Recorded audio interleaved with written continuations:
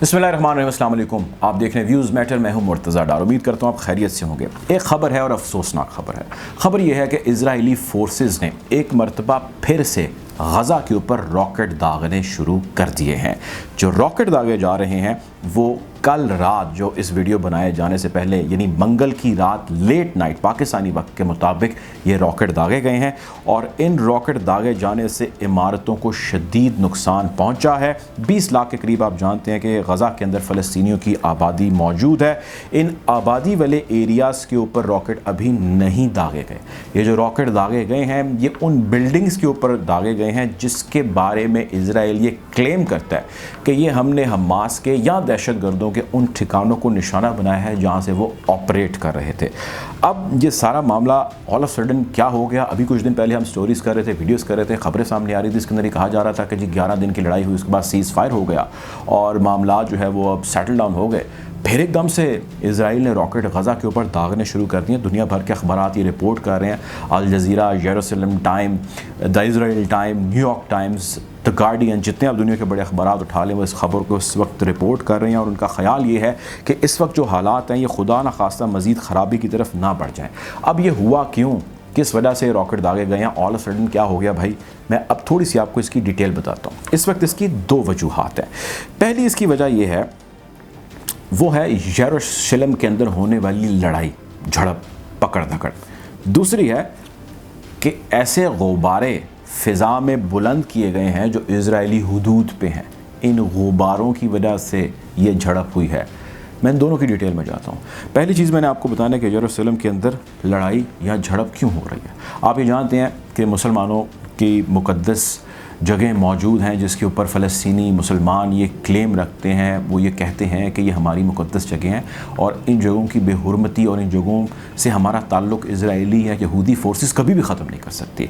अब सितम ज़रीफ़ी ये है कि इन जगहों के ऊपर इजराइलीज़ को अलाउ किया गया है कि आप अपने प्रोटेस्ट या आप अपनी रैलियां निकालें जो उन्होंने पिछले माह निकालनी थी, जिनको होल्ड कर लिया गया था। वो ऐलान किया गया कि जी आप रैली निकाल लें और जो आप रैली निकालें वो यरूशलेम मस्जिद अक्सा के अहाते समेत दमिश्क गेट से होती हुई अपने रास्ते पे जाएगी।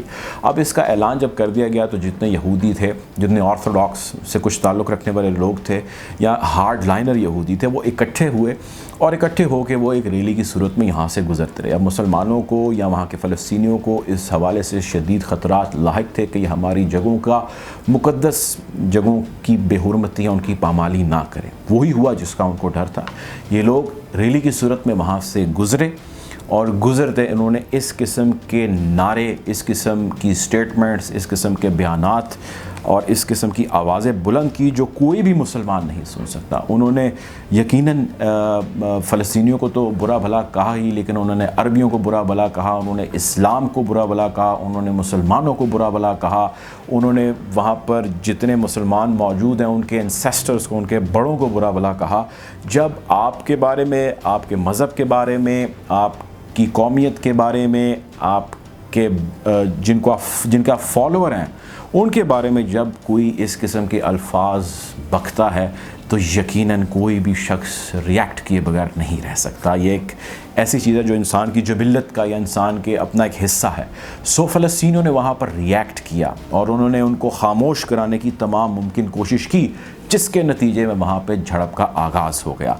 जैसे ही झड़प का आगाज़ हुआ पुलिस हरकत में आई, इजरायली डिफेंस फोर्सेस हरकत में आई।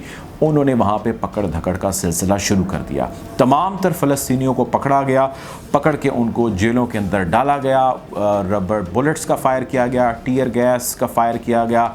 इसके अलावा जिस हद तक वो फोर्स का इस्तेमाल कर सकते थे, लाठी चार्ज कर सकते थे, एग्जैक्ट उसी तरह की झड़प हुई जो पिछले महीने यानी मई 2021 के अंदर हुई थी, जिसकी वजह से ये गदर मचा था गज़ा के अंदर। एग्जैक्ट उसी तरह की झड़प शुरू हो गई। जैसे ये झड़प शुरू हुई, इन द मीन वाइल जो इजरायली आबादकारियाँ हैं, जहाँ पे इजरायली आबाद हैं, उन आबादियों के ऊपर हवा में मुअल्लक कुछ गुब्बारे, बड़े बड़े गुब्बारे, कई फुट चौड़े गुब्बारे उड़ने लग गए, जिनके बारे में ख्याल ये किया जाता है या इजरायली फोर्सेस ये कहती हैं कि ये गुब्बारे आयरन डोम, यानी कि ऐसी टेक्नोलॉजी जो मेटल डिटेक्ट कर सकती है, हवा में उड़ती हुई ड्रोन को, मिसाइल को, एयरक्राफ्ट को, किसी भी चीज़ को डिटेक्ट कर सकती है, उन गुब्बारों को डिटेक्ट नहीं कर सकी क्योंकि ये गुब्बारे हैं, इसके अंदर कोई मेटल या कोई ऐसी मेटालिक चीज़ नहीं लगी हुई। सो ऐसे गुब्बारे इजरायली आबादियों के ऊपर मुअल्लक हुए जो वहाँ पर उड़ रहे थे, और उनका ख्याल ये था कि इन गुब्बारों के अंदर कोई बम है, कोई बारूदी मवाद है, कोई केमिकल है, कोई भी ऐसी चीज़ है जो हमारी आबादियों पर गिरेगी और उसके बाद वहाँ पे कोहराम बर्पा हो जाएगा और तबाही हो जाएगी और हम पे हमला तसव्वुर होगा। वो गुब्बारे हवा में मुअल्लक ज़रूर हुए। हमास ने इसके हवाले से ना एक्सेप्टेंस दी, ना कोई क्लियर कट उन्होंने रिजेक्शन दी, लेकिन इन गुब्बारों ने नुकसान किसी को भी नहीं पहुंचाया। गुब्बारे हवा में मुअल्लक थे और वहीं से होते हुए हवा के दोष पे जो है वो आगे कहीं पे निकल गए। अब based on these two reasons Israeli forces के लड़ाका तैयारे रात को उन्होंने परवान बड़ी गज़ा की पट्टी के ऊपर वो पहुंचे और वहां पे पहुंच के उन्होंने रॉकेट दागने शुरू कर दी है। अभी तक इस वीडियो बनाए जाने के मुताबिक कोई जानी नुकसान की इतला सामने नहीं आई, लेकिन ये हमास के यकीनन एक सब्र का इम्तिहान है और हमास इस हवाले से एक स्टेटमेंट दे चुका है और उसका कहना ये है कि अगर एक झड़प हो रही है यरूशलेम के अंदर इस एहतजाज या रैली की वजह से, और अगर इसराइली आबादकारियों के ऊपर गुब्बारे उड़ रहे हैं और वो कोई नुकसान नहीं पहुंचा रहे, और आप हमारे शहर के अंदर, आप हमारी हुदूद के अंदर फ्लाई करें और आके आप रॉकेट दागें और हमें आप कहें कि हम किसी भी किस्म का रिएक्ट ना करें, ये कहाँ का इंसाफ होगा। फिर ये भी हवाला दिया गया कि हाल ही में 11 रोज़ तक जारी रहने वाली लड़ाई और आपके हमलों के नतीजे में, जिसमें लगभग 262 से ज़ायद फ़लस्तीनी शहीद हुए, जिसमें 2200 से ज़ायद ज़ख्मी हुए, इनमें कई शहीद होने वालों में बच्चे हैं, ख़वातीन हैं, बूढ़े हैं, औरतें हैं, बहुत सारे लोग जो है इसके अंदर शामिल हैं।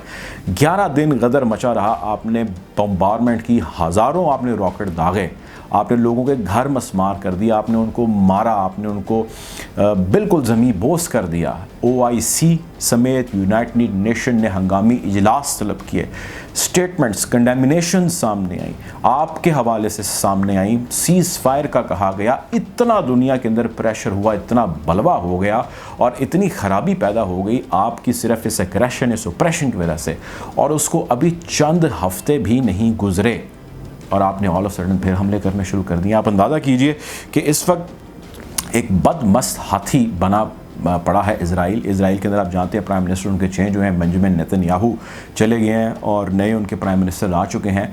प्रिंसिपल पॉलिसी आज भी उनकी वही है, उसके अंदर कोई भी किसी भी किस्म की तब्दीली नहीं आई। इजराइल आज भी उसी तरह गासिब है, इजराइल आज भी उसी तरह हमले कर रहा है फ़लस्तीनियों के ऊपर, आज भी उसी तरह ही अपनी धौंस धाक जमाने की कोशिश कर रहा है जिस तरह वो आपसे पहले कर रहा था। अमेरिका हो या उसके बाकी एलाइज़ हों, जिसमें जर्मनी, फ्रांस, इटली जैसे ममालिक शामिल हैं, वो आज भी खामोश हैं और बिल्कुल चुप साधे हुए हैं। और वो तब भी ज़्यादातर ममालिक चुप साधे हुए थे जब 11 रोज़ तक जारी रही जंग झड़प के अंदर पिछले माह गदर हुआ और कई 100 जानें जो है वो ले ली गई। हाँ, फर्जी स्टेटमेंट ज़रूर दी गई थी जिसमें ये कहा गया जी दोनों जानिब से जो है वो कंट्रोल होना चाहिए। सो OIC को इजलास दोबारा तलब करना पड़ेगा, या यूनाइटेड नेशन को हंगामी इजलास दोबारा तलब करना पड़ेगा, या फिर इसको रूटीन का हिस्सा समझ के कि यार ये तो मुसलमानों को मारते रहते हैं, हम बड़ी कोशिशें करते हैं, पैसा शैसा लगा के इन ममालिक में पहुँचते हैं, इजलास का हिस्सा बनते हैं और कोई भी इसके ऊपर जो है वो पेशरफ नहीं होती। तुर्की भी रुक जाएगा, पाकिस्तान भी शायद खामोश हो जाएगा, जितनी आवाज़ें इसके ख़िलाफ़ उठ रही थी जुल्म के ख़िलाफ़ वो चुप होती चली जाएंगी, क्योंकि इजराइल को कंट्रोल करने वाला कोई नहीं है। आप इस चीज़ का अंदाज़ा इसी चीज़ से लगा सकते हैं कि अब देखें ना, मैंने आपको अर्ज़ किया कि क्या हो चुका है गुज़िश्ता कुछ दिनों के अंदर, कहाँ से रिएक्शन नहीं आया और कुछ हफ्ते नहीं गुजरे वो फिर वही हमले शुरू कर दिए। अब अगर आज हमास एक रॉकेट दागता है या एक रिएक्शन देता है इसी तरह जिस तरह इन्होंने गज़ा के अंदर दिया, तो आप अंदाज़ा करें कि जंग फिर शुरू हो जाएगी। और इस वक्त बहुत टेंस है एनवायरनमेंट इस सारे खित्ते के अंदर, काफ़ी परेशानी लाहिक है यहाँ के लोगों को। 20 लाख की आबादी है, लगभग 2 मिलियन के करीब लोग गज़ा पट्टी के अंदर रहते हैं। तमाम के तमाम लोगों की जानें बिल्कुल इस वक्त हवा में जो है वो मुअल्लक हैं।